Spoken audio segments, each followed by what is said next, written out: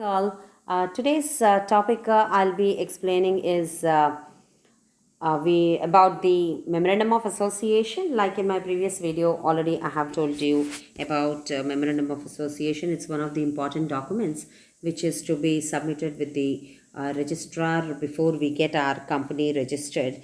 So, memorandum of association is actually said to be the constitution of the company because it is the foundation on which the company's structure is built, and it lays the scope of company's activities in relation to the outside world. So the basic purpose of memorandum of association is to give the range of activities information about the enterprise to its investors, like shareholders, creditors, or anybody who is dealing with the company. So, what kind of information do we come to know from memorandum of association is about the name of the organization, then where it is located, what are its objectives, the main aim of establishment of the company, then about the liability, about the obligation of the members of this particular enterprise, and the capital. The now that the shares are released in the market, what kind of shares, that information will be laid in the memorandum of association, and also the association content of the signatories will be there, which I'll be explaining in detail very soon now.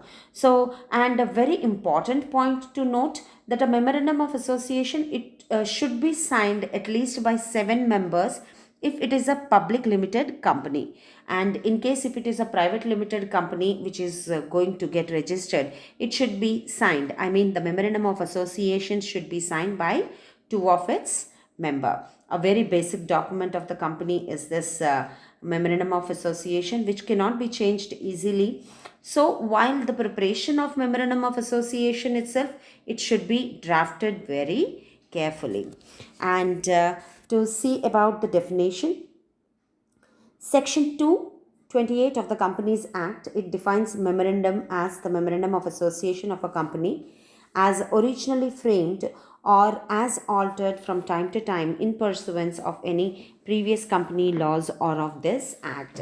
So what does this definition say is memorandum of association. Just now I gave you a glimpse of what exactly memorandum of association is. So, whenever any changes are done in this memorandum of association, that information reaches to its users of this information pertaining to that particular company. And this change in the memorandum of association, it could be because of the previous company's laws or the present act, if there are any changes made in the company's act. So, that is about memorandum of association. Going forward with the contents, what exactly is there in memorandum of association? The contents of memorandum of association is called as clauses of memorandum of association. So the first and foremost we have is name clause.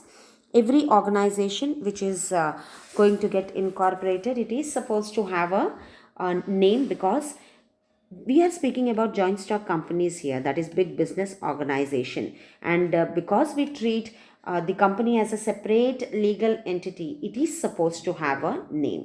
Very carefully to pick up the name, because it should not resemble any other company. Why? Because other companies, they won't be ready to, somebody else to do business in their name, which is also legally not right. And there will be, a lot of complications one has to go through if you try to copy, or without your knowledge you take the name of some other organization. And also, when we are choosing the name of the company, we should be very careful that we don't use the words like king, queen, or any name of the government bodies. And also, when the name is being selected, we need to see that we follow all the rules and regulations which are put up as per the Emblems and Names Act 1950. The very important thing to note here, when we are putting the name, once the name is selected, in case if it is a private limited company, we put private limited at the end of the name. That is going to be the suffix of the name. Likewise, in case if it is a public company, we need to put the word limited at the last. That is going to be the suffix for public companies. So that was about the name clause, which is a part of our memorandum of association. Next, we have registered office or situation clause. So it means that where exactly are we going to locate our company, where this particular company is going to be situated, where is its office going to be functioning. So that is what is about registered office and situation clause. But in case if we haven't decided where to put up the office or the company at the time of incorporation, will be given a time span of 30 days within which we are supposed to give this information to the registrar so that the further work is done. All right, so that was about registered office or situation clause. Then we have objects clause. Objects here is objective of the organization, the aim of the organization. That is, this clause, it defines the various activities which are going to be taken up by the company. What are the powers of the company? So here again, these objectives are divided into main objective and other objectives. And we can say that these object clause, it is kind of a protection to the shareholders or the creditors. Shareholders who have invested their money in the organization, creditors to whom the company is supposed to pay back. It is a guarantee for them that their funds are not going to be risked. So because you know the objective of a company, only then as an investor you intend to invest in that particular organization, because you know that your money is not going to get wasted. So that was about objects clause. Next we have is liability clause.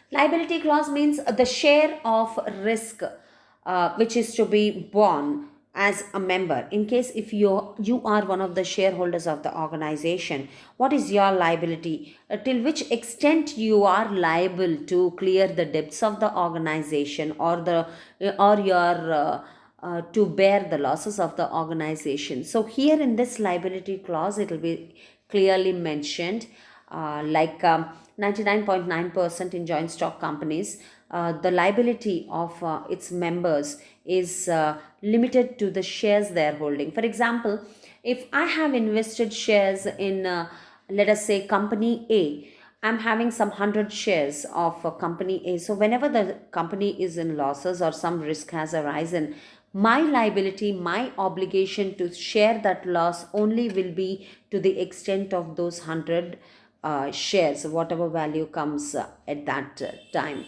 Not that I'll be liable to bear the whole loss if I have to sell my properties and clear the amount. No, that is not going to be my responsibility. I'll be responsible only for the number of shares I have invested in that organization. So liability clause, basically it will give in detail about the liability of the members or the owners of the organization, how far they are going to share the risk. And so that was about liability clause. Then next we have is capital clause.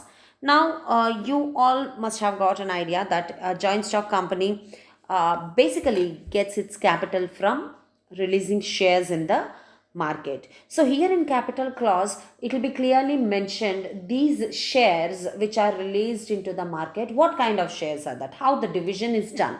Is it ordinary shares, that is equity shares, or they are having some preference, those are preferential shares. Are there any shareholders with some special rights and privileges? So all this information regarding the shares, it will be put up in the capital clause. Then we have association clause.